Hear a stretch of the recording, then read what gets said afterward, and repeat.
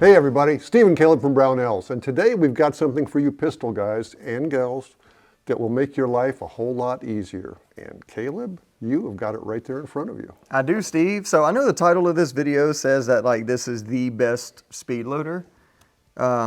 Maybe it's not the best, I don't know. It's certainly my favorite, so to me it's definitely the best. The best you've used. Yeah, we've used a lot. Steve, we've used a lot of them. We have. Yeah, and Used. This is by far the best performing one here. I'm going to take this out of this package real quick, Okay. Steve. And I'm going to kind of hide when I do it because I don't know if there's a website on here. Oh, yeah. So, what's this mystery product called? So this mystery product is, I think it's just called the Speedloader from 9 Reloaded. 9 Reloaded, okay. Yeah, so 9 Reloaded is is where it's at here. And this is, it's made in Europe somewhere. It's Austria. Okay. They know a little bit about 9mm. They do know a little bit. And this is a dedicated 9mm loader, I take it? Correct. Okay. Very correct. And we've done a video on this in the past when we first got it. But since then, we've got to spend a lot more time with it. Mm-hmm. So I feel even better about making a follow-up video and recommended it again, essentially. All right, we'll give you a pass. All right. So essentially what it is, it's just a speed loader. Let's get right into how to use it here. A speed loader with leverage. Yes. And it has different inserts that you can buy it with an insert and then you purchase additional inserts. Right, they're not expensive. Yeah, they're not very expensive at all. And these different inserts fit different magazines. And there is some crossover there. For example, like the one for the SIG 320 also fits the Smith & Wesson M&P. Okay, makes sense. Yeah, so like similar magazine geometries will interlock with with one. So the one I have right here is Glock because I have some Glock mags to demonstrate with. And then speaking of the M&P one, I have the M&P one.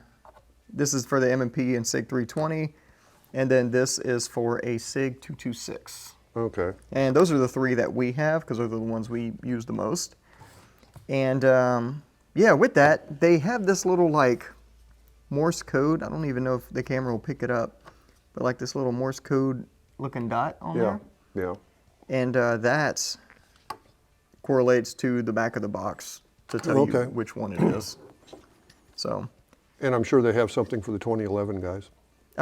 So I don't know if they currently do, but I know last time we talked about it, they were working on one. Yeah, they needed that because that's a lot of rounds to load. Yeah, so the second they come out with that, I'll have it for my 2011. Now the new SIG double stack 1911 uses 320 mags, so you can already use this if you got a new SIG. That's right. Yeah. So there's I didn't even think of that. That's a good point, Steve. But the way it works, you have this sled right here. I call it a sled. It's just a keyway, you know. Okay. I call it a sled because they slide down, and I was thinking like Cool Runnings, like bobsled, you know. Right. Anyway, whatever. That's a whole nother story for another I'm sure day. the Austrians have a great word about that long for it. Yeah, they have yeah, I'm sure they do. Okay. Anywho, you just take your ammo in your box. Box is optional. You can get rid of that. And you basically literally just run it right over the rims. Oh. And lift it up. I like that. And we'll do 2 rows. 2 rows works pretty good. So there's 10 rounds right there. And I'll just go ahead and start loading. We got this extended magazine. We all know these things take forever to load, right? They do. And this is a 31 rounder, okay? If it was a 64 rounder, it'd be a Extendo 64, but this is a 31. So you just push it in. I'm sure you heard it lock in. I did. I'll do it again. Audible click. Closer to my microphone as some like ASMR. Yeah, there it is. Nice. I'm sure they heard it. I saw your reaction. You heard it. Then you just rest your fingers on the grooves on the back. Right. You can go for the downward grip or the upward grip. Okay. I like the downward grip. I'm just making stuff up at this point. But you're just going to want to angle it so that gravity is doing some work here. You want gravity to pull them down. Right. And so the camera can see the shells go down. And yeah, and so the camera. I forgot y'all were here. I'm sorry. But no, you just pull it all the way down and let it go up. and then you repeat. The important thing with this tool is to make sure you do not short stroke it. So make sure you pull it down all the way, let it go all the way. And for best results, I've found that kind of like racking the slide on your pistol. Right? Whenever you squeeze it, if you let it go slowly, I noticed that if your like rounds are dirty or the device is a little bit dirty or whatever, it won't feed as well. Okay. Yeah. But if you just squeeze it and then let that spring tension flick it back forward, then it works fine every single time. But okay, that was pretty good in slow motion. yeah, I mean that was me doing it slow and explaining it. But there's 10 rounds right there. We'll do another 10. Do another 10. You got room. Yeah, and this time I'll just do it as if I was like at the range. You know, these are the same people that had the Steyr Hahn, which had a stripper clip going down the top, sticking out like that. Yeah. And that last little guy there kind of stuck, but that's okay. And that was super quick. 20 rounds, just like that. Yeah. And another thing, you did notice that last round kind of got stuck a little bit. I just tapped it down. You could just, I mean, honestly, just give it a little shake and it'll fall right in. Also, if you use it a lot, the sled area here will become dirty and stuff, and you know you want to make sure you keep that clean. A toothbrush would do that. Yeah, a toothbrush works perfect for that. If you use like your all-purpose cleaning brush, the back side with the single row of bristles on it fits in there perfectly. Not only that, but I like to use I have this Otis dry lube, and I like to just I'm not going to spray anything right now, so you know. Right. So you watching your car, watch out. No, I'm not going to. Or maybe I am. No, I'm not. Well. But I just take it a few passes, let it dry, and that's all the maintenance you need to do to this thing. Any of those dry lubes would work. Yeah, and you can, I mean, on the actual like metal parts, you can put actual oil there if you want. I just use dry lube on the whole thing, and it works fine. Also, they have a single feed attachment. I very rarely use this, so I'm going to try to remember how it even goes on. But you put this little single feed attachment on here. Oh, okay. It's like a little chute.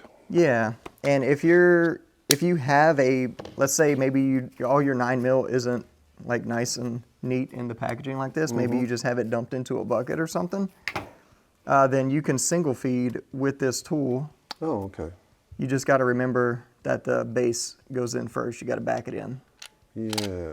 And then they just feed right in. You don't want to be like that infamous poster at SHOT Show that year where they were in backward. No, that was a magazine ad, wasn't it? That was so that we can talk about it. It's okay to talk about it. That was at the HK booth. Yeah. HK had a picture of their magazine loaded backwards. But we've since moved forward from that. Ad people are not necessarily gun people. That's right. I don't blame them. And they do go in easier bullet first. I mean, I got to admit that. You know, maybe I should do this backwards. I wonder if this will even load the magazine backwards. I don't want to know. All right. Well, I'm going to load one more the traditional way. I mean, it's easy to use here. I'm doing it in slow motion. And now, like, intrusive thoughts are winning, Steve. I'm going to try and load that one backwards. Yeah. It won't even let you do it. Look at that. See, look at that. It's almost foolproof. Bet you I can catch it. Maybe not. Whatever. So, now this would be great if you're losing strength in your hands too, or if you've got a little arthritis or something. That one just shot right out of there. Or if you have dexterity issues, you can scoop them up on that sled and that goes back drop them in. See, I short stroked it and it just shot it right back out at me. So just make sure you pull it down all the way, let it go all the way, and it works fine. I'm glad we got through that. And then the single feed attachment just slides right back out. Then you can try not to lose that. And to remove the magazines, I didn't even talk about this. No. You just push the sides. Push the mag release? Push the mag release. It locks in. And you just push it, they fall right out.